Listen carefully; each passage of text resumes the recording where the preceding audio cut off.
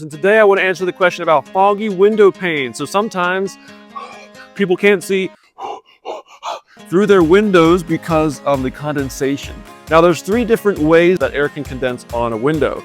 If it's the outside, that indicates that there's high humidity outside and the glass is cold, water condenses on there and fogs it up.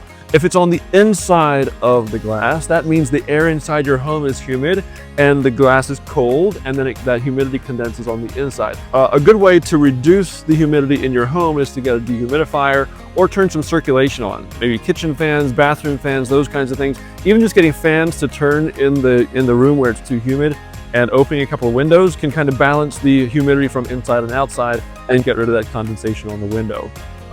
If it's a constant problem that you're struggling with where you have humidity on the inside, so it's fogging up on the inside and it's like, when you do this, you can, make all kinds of printed designs on the window.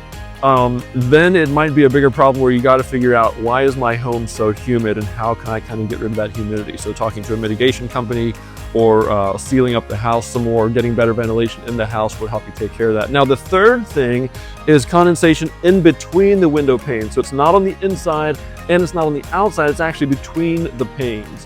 That's a problem that Joyland Windows and Doors likes to fix, because what the problem is there is that the seal, and here this is just like a pane that's glazed together, but it doesn't have the frame on it yet. And you can see this black seal, and this seal starts to crack, maybe up against the glass, it separates, or there's cracks in there.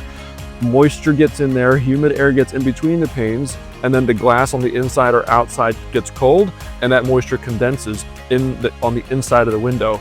That's a problem you really can't solve except by getting new window panes like this. So sometimes we can take the panes out of the current sash and just replace the panes.